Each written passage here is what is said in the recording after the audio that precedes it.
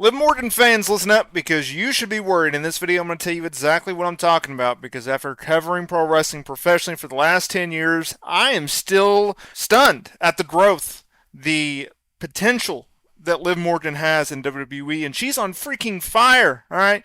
WWE, Paul Triple H, Levesque, well, they've gotten behind Liv Morgan in a very, very big way. And 2024 has no doubt been the year of Liv Morgan, right? Think about where she has come thus far. From returning from injury to being in the Royal Rumble, missing out on the WrestleMania 40 card, the biggest WrestleMania of all time, coming out of it, slated to feud with Rhea Ripley for the Women's World title. They had a lot, and they still have a lot of backstory to tell. Then, of course, Rhea gets injured. She then pivots and goes into a feud with Becky Lynch for the Women's World title. She beats Becky Lynch, one of WWE's biggest stars, under contract. And now, not under contract because Becky Lynch has left the company. She then beats her 2 nights later on an episode of Monday Night Raw in a steel cage match. She starts to be featured on top promotional material for Monday Night Raw. She is starting to open and close Monday Night Raw on a regular basis.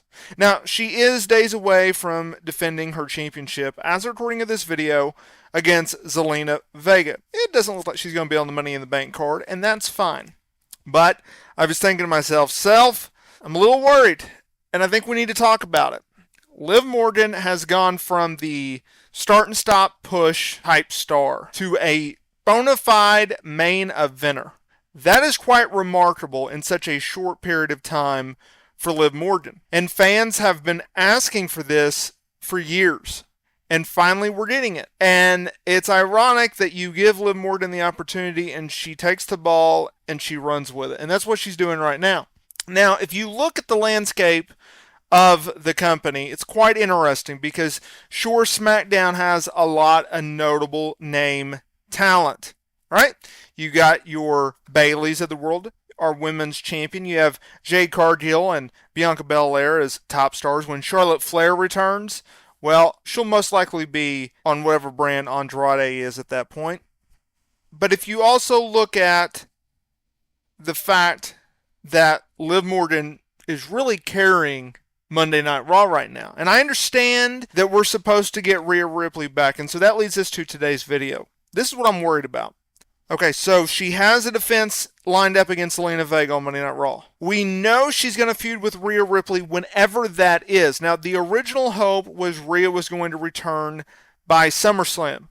That may not be the case. Now, Sean Ross Sapp of Fightful Select recently reported that there are creative plans in place for Rhea. There are plans in place if she returns to television in a non-wrestling capacity and feuds with Liv Morgan and Dominic Mysterio. And then there are plans in place for her to return in a wrestling capacity, and we finally get the highly anticipated grudge match between Liv Morgan and Rhea Ripley. However, let's say that we don't get Rhea and Liv at SummerSlam. Let's say that WWE has to come up with something else for Liv to do at SummerSlam. Okay, well, let's take a look at the Monday Night Raw women's division. And I think you will understand why I'm a little freaking concerned. There's not a lot of talent there. True main eventers. So we have Alba Fire, right? She's a women's tag team champion. Probably not going to feud for that. We have Asuka. She's injured. All right. Dakota Kai. All right, I can see it. Isla Dawn. She's a women's tag team champion. Ivy Nile. Maybe if you just want someone to beat. Io Sky. Best case scenario.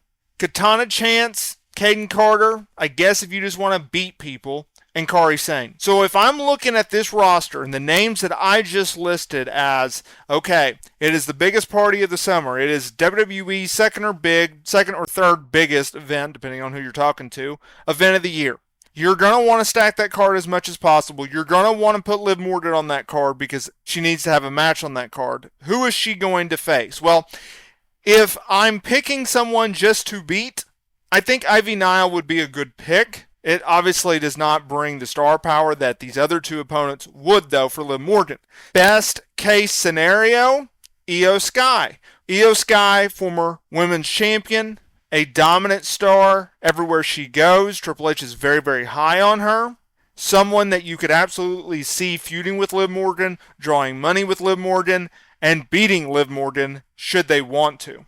But I don't know if they're going to pull the trigger on that. Here's what I think is most likely to happen, and it's your second best option outside of Io Sky and obviously Rhea Ripley, and that's putting her up against Kairi Sane. Kairi Sane is someone who can work with anyone, who has a notable name, who won't necessarily have the edge of, okay, pulling fans thinking that Kairi can actually beat Liv Morgan, but she's a notable name that can bring a strong performance against Liv.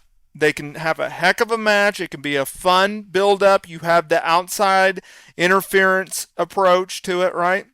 I also look at someone like Dakota Kai. I can see that happening as well. But I don't see her on the same level as Kairi, and obviously I don't see Kairi on the same level as Io Sky. But outside of that, they do have a foundation to work with. It's a very limited foundation. And that's the problem that WWE faces. That's a problem that Liv Morgan faces, because when you have such a shallow roster, holes like this will come up. When you cannot extend programs between two top stars over the course of several months, or if you are waiting on someone like a Rhea Ripley to return, these problems are really, really apparent. These problems really stick out, and it goes back to it once again. It's a problem of having split rosters. If you had combined the Raw and SmackDown Women's Championships together, if you had combined both rosters, then it wouldn't be as lackluster. If you look at what WWE has done with the tag team division, and I'm hopeful that they're going to do this with the women's division, they have been able to create factions and stables, if you will, and tag teams to help even out the tag team divisions on both Monday Night Raw and Friday Night SmackDown, right? You have several teams in there because we went years upon years upon years. I mean, what was it, 2016, 2017, 2018? We always got New Day versus the Usos. New Days versus the Usos on SmackDown. Over. And it's like, okay, these matches are great, but how many times can we actually see this match take place, right? And we're starting to approach that with the women's division, but I'm hopeful that WWE can move out of that and get on with it, right? We'll see. Let me know down in the comments area below, what do you think?